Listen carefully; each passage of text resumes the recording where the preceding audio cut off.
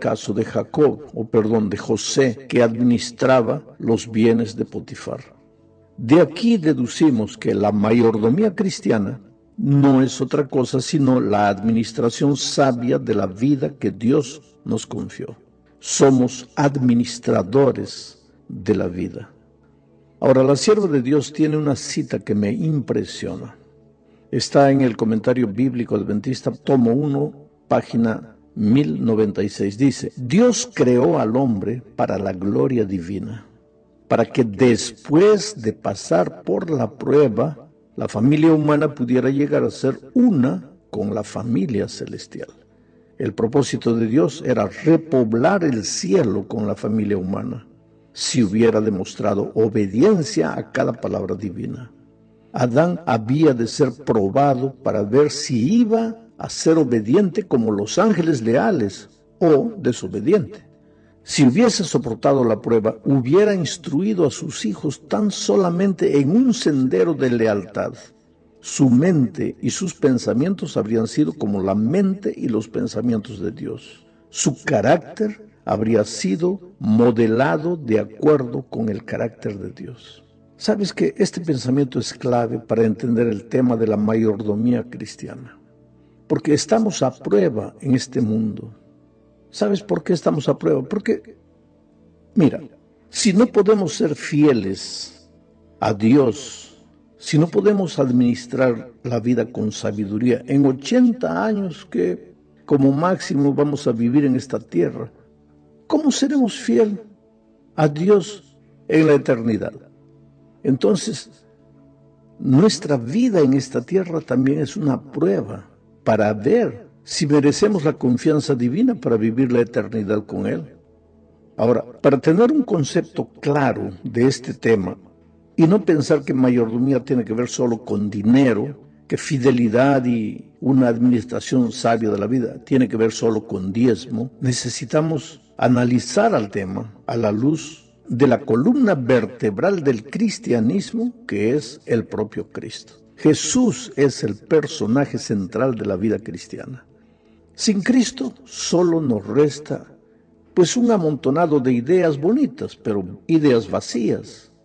Es Jesús el que le da sentido a las Escrituras, le da sentido a la vida, a la doctrina y a todo lo que el ser humano observa y experimenta. Lee, por ejemplo, la manera maravillosa como Pablo considera a Cristo en su propia vida. Leamos lo que dice Filipenses capítulo 3, versículos 8, 10 y 11. Y a decir verdad, incluso estimo todo como pérdida por la excelencia del conocimiento de Cristo Jesús, mi Señor. Por su amor lo he perdido todo y lo veo como basura para ganar a Cristo, a fin de conocer a Cristo y el poder de su resurrección y de participar de sus padecimientos para llegar a ser semejante a Él en su muerte, si es que de alguna manera llego a la resurrección de entre los muertos. ¡Qué manera sublime de hablar de Cristo! Él es todo y por causa de Él, dice, lo he considerado todo lo otro basura. Pero lo más significativo es que quien dice esto es nada más y nada menos que Pablo. ¿Y quién era Pablo? Mira, en los versículos 4 al 7 del mismo texto de Filipenses 3, él había dicho, aunque yo también tengo de qué confiar en la carne. Si alguno piensa que tiene de qué confiar en la carne, yo más. Fui circuncidado al 8º día, soy del linaje de Israel, de la tribu de Benjamín, soy hebreo de hebreos, y en cuanto a la ley, fariseo, en cuanto a celo, perseguidor de la iglesia, en cuanto a la justicia que se basa en la ley, irreprensible. Pero todo lo que para mí era ganancia, lo he estimado como pérdida por amor de Cristo. Y después dice, lo he considerado basura. Porque en la vida de Pablo, Jesús era todo, era el principio, era el medio, era el fin. Y en la vida del cristiano, Jesús tiene que ser todo. Es una pena que a veces hay cristianos, yo digo sinceros, que creen que hablar de Jesús, colocar a Jesús como el centro de la experiencia cristiana, es hablar de agua con azúcar, es hablar de una gracia barata, de un evangelio que no cuesta nada. Qué interesante. Cuando Cristo es la columna vertebral de la vida del cristiano, de su fe, no hay enseñanza bíblica sin Cristo. Desde el Génesis hasta el Apocalipsis, Jesús es un hilo rojo que atraviesa cada página de la Biblia. Y qué tremendo ejemplo nos da el apóstol Pablo. Y no era solo Pablo. Para los discípulos también Cristo era todo en todo. El espíritu de profecía, por ejemplo, dice en Hechos de los Apóstoles, página 23, lo siguiente. Los discípulos habían de realizar su obra en el nombre de Cristo. Todas sus palabras y hechos habían de llamar la atención al poder vital de su nombre. ¿Qué nombre? Cristo, para salvar a los pecadores. Su fe habría de concentrarse en aquel que es la fuente de la misericordia y el poder. ¿Quién? Cristo. El nombre de Cristo había de ser su consigna. El nombre de Cristo habría de ser su divisa distintiva. El nombre de Cristo, su vínculo de unión. La autoridad para su curso de acción y la fuente de éxito. Nada que no llevara su nombre. ¿Nombre de quién? Cristo. Y su inscripción ¿de quién? Cristo. Había de ser reconocido en su reino. Por lo tanto, si nosotros queremos entender la esencia espiritual de la mayordomía, de la sabia administración de la vida, tenemos que hacerlo a la luz de Cristo. Porque solo Cristo le da sentido a cualquier cosa que nosotros podamos creer. En la segunda parte de este comentario, veremos que para administrar la vida de manera sabia es pues necesario entender también el tema del santuario, porque el tema del santuario también es Cristo. La doctrina del santuario es clara en la epístola a los Hebreos. Es imposible leer la epístola a los Hebreos y no entender que hay un santuario en los cielos donde Jesús ministra en favor de todos aquellos que creen en su muerte expiatoria en la cruz del Calvario. Creo que todos los cristianos entendemos que si Jesús no hubiera muerto en la cruz del Calvario, estaríamos perdidos para siempre, porque todos habíamos pecado y la paga del pecado es la muerte. Pero Dios nos amó de tal manera que dio a su Hijo para ocupar nuestro lugar y morir por nosotros. Ahora, ese es el tema central de la epístola a los Hebreos. Por eso en Hebreos 4, 14 al 16 dice, por lo tanto, ¿qué?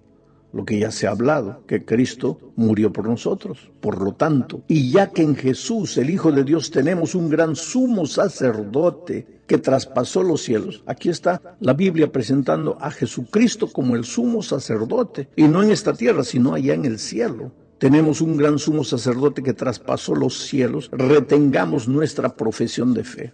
Entonces, ¿en qué se basa nuestra fe? En el hecho de que tenemos un sumo sacerdote que está allá en los cielos, en el santuario celestial. Eso es lo que fundamenta nuestra fe, nuestra confianza. Sigo leyendo el texto, porque no tenemos un sumo sacerdote que no pueda compadecerse de nuestras debilidades, sino uno que fue tentado en todo de la misma manera que nosotros, aunque sin pecado. Cristo fue tentado, pero nunca cayó. Por tanto, dice el autor de la epístola a los Hebreos, acerquémonos confiadamente al trono de la gracia para alcanzar misericordia y hallar gracia para cuando necesitemos ayuda. Acerquémonos. Esta expresión es interesante, hay que pensar, acerquémonos. ¿Por qué el escritor bíblico dice acerquémonos? Porque estamos alejados. A nadie que está cerca se le dice acércate. El ser humano hoy está lejos de Dios. Se alejó del Padre el día que Adán y Eva decidieron apoderarse de lo que era de Dios. Desde aquel día, el carácter de Dios quedó desfigurado en el ser humano. Dios es generoso y nosotros somos egoístas. Dios es dadivoso y nosotros lo queremos todo para nosotros. ¿Por qué? Porque estamos lejos del Padre. Tenemos el carácter desfigurado del Padre.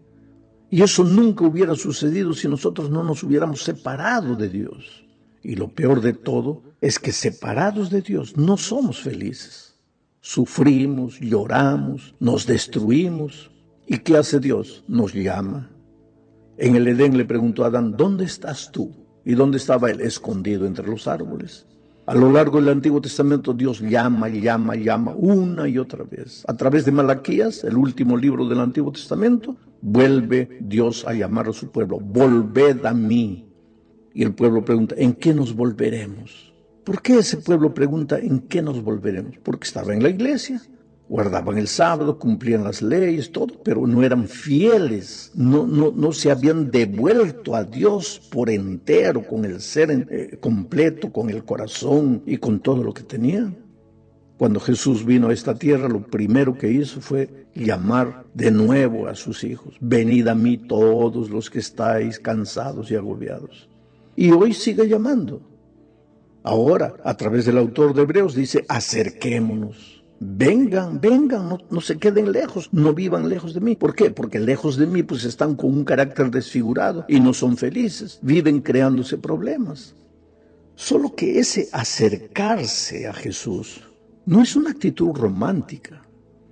Es volver al Padre, pero con el ser entero, con la vida completa, trayendo a Él todo lo que somos y todo lo que tenemos.